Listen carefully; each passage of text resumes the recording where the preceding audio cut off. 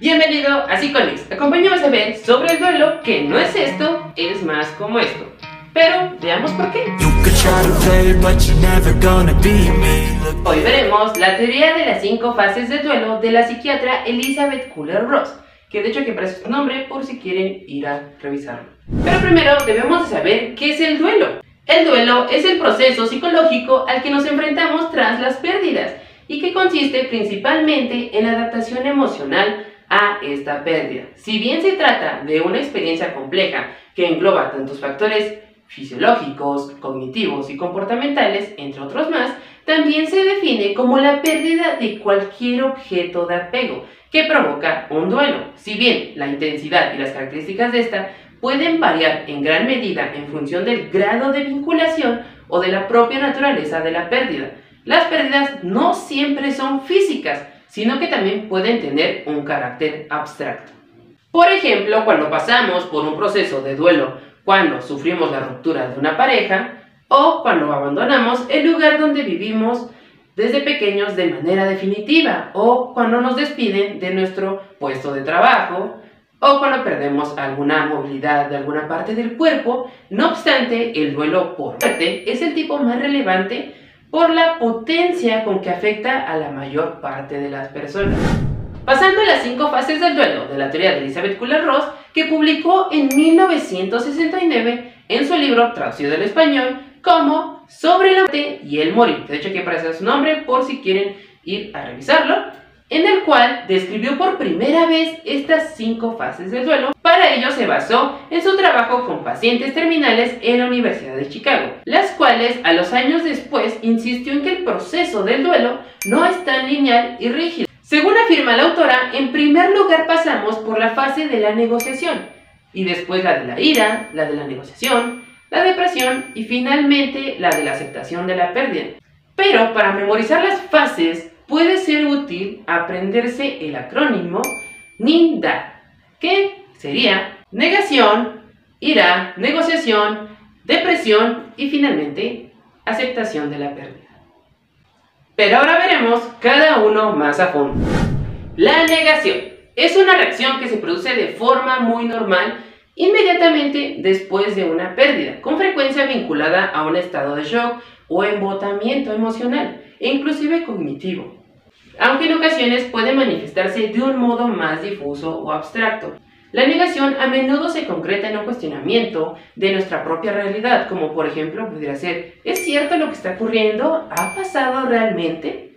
¿Es verdad que ya no está? Es similar a no poderse quitar a alguien de la cabeza o cuando tenemos un pensamiento que nos da vueltas y vueltas.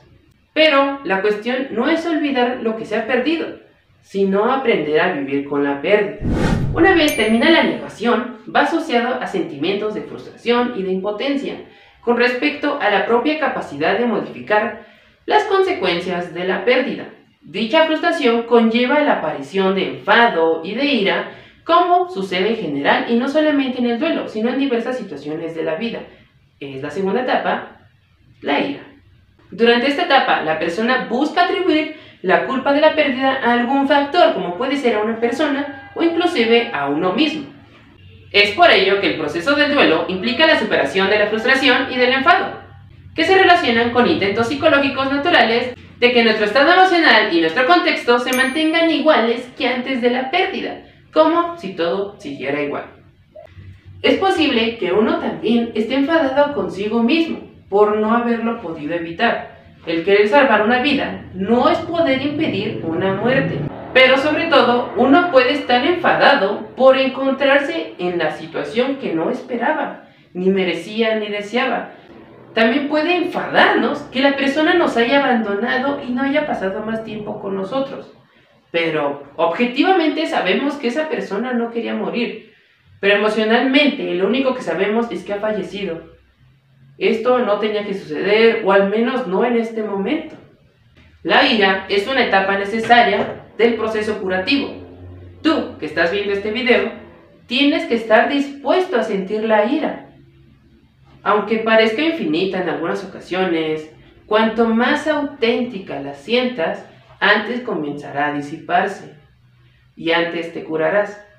Hay muchas otras emociones bajo la ira y las abordarás a su debido tiempo, pero la ira es una emoción con la que estamos más habituados a tratar. No permitas que nadie disminuya la importancia de sentir plenamente la ira y no permitas que nadie la critique, ni siquiera tú. Es por ello recomendable asistir a un proceso terapéutico para poder sobrellevarlo y gestionarla de la mejor manera. Pasando a la fase de la negociación, la persona guarda la esperanza de que nada cambie y de que pueda influir de algún modo en la situación. Un ejemplo puede ser los pacientes a quienes se les ha diagnosticado con una enfermedad terminal e intentan explorar opciones de tratamientos a pesar de que no existe cura posible. Además, la negociación a menudo va acompañado de culpa, como los ojalás. Nos inducen a criticarnos y a cuestionarnos lo que creemos que podríamos haber hecho de otra forma. Es posible que incluso pactemos con el dolor, haciendo cualquier cosa por no sentir el dolor de esta pérdida. Nos quedamos anclados en el pasado, intentando pactar la forma de librarnos con el dolor. Cuando atravesamos esta etapa, la mente modifica los acontecimientos pasados mientras explora todo lo que se podría haber hecho y no se hizo. Lamentablemente, la mente siempre llega a la misma conclusión. La trágica realidad es que el ser querido se ha ido realmente. Posteriormente, pasamos al periodo en el cual la persona empieza a asumir de forma definitiva la realidad de la pérdida, lo cual genera sentimientos de tristeza y de desesperanza, junto con otros sentimientos típicos de los estados depresivos, como el aislamiento social o la falta de motivación. Pero si tú quieres saber un poquito más en qué consiste un trastorno depresivo, hay un video en el canal para que puedas ir a verlo, pero recordando que el trastorno y el duelo son cosas completamente distintas, tienen similitudes, pero no son iguales. El hecho de perder a un ser querido, de enfrentarse a la propia muerte y otras causas del duelo, puede hacer que la vida deje de tener sentido para nosotros, al menos durante un tiempo. No obstante, la fase de aceptación supone la normalización de estos sentimientos de tristeza tan naturales. Es por eso importante comprender que esta depresión no es un síntoma de una enfermedad mental, sino la respuesta adecuada ante una gran pérdida, surgiendo preguntas como, por ejemplo, ¿por qué tengo que seguir adelante? Incluso puede pasar que una voz en tu interior dice que ha llegado la hora de levantarse, pero no te apetece hacerlo. Quizá no tengas una razón concreta en este momento, la vida puede parecer no tener sentido, inclusive el salir de la cama puede parecer un esfuerzo similar a escalar una montaña.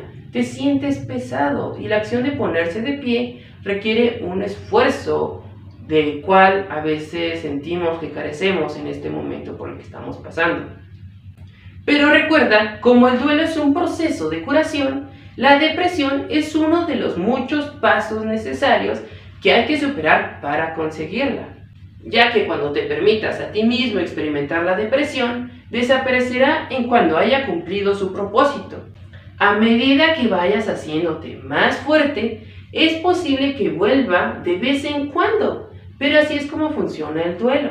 Después de la fase de la negación, ira, negociación, depresión, llega la aceptación de la pérdida y la llegada de un estado de calma asociado a la comprensión de que la muerte y otras pérdidas son fenómenos naturales de la vida humana. La aceptación suele confundirse con la noción de que nos sentimos bien o estamos de acuerdo con lo que ha pasado, pero no es eso. La mayoría de la gente no se siente bien o de acuerdo con la pérdida de un ser querido. En esta etapa se acepta la realidad de que nuestro ser querido se ha ido físicamente y se reconoce que dicha realidad es la realidad permanente.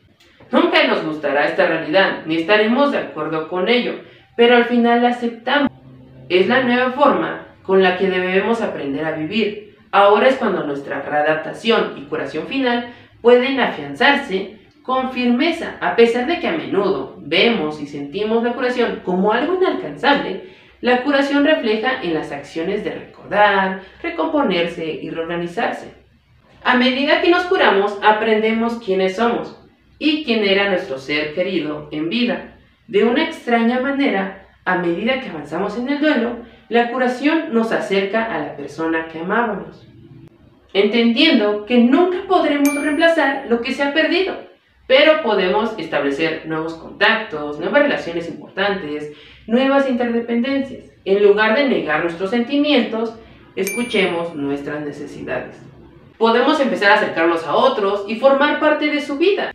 Invertir en nuestras amistades y en nuestra relación con nosotros mismos. Empecemos a vivir de nuevo, pero no podemos hacerlo hasta que no le haya dedicado el tiempo correspondiente al duelo. Y si quieres saber cómo sobrellevar el duelo o cómo apoyar a alguien que está pasando por esto, próximamente haré un video al respecto, así que suscríbete para estar al pendiente, dale like y comparte si te gusta mi contenido.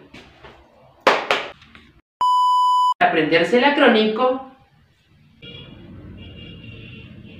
pero son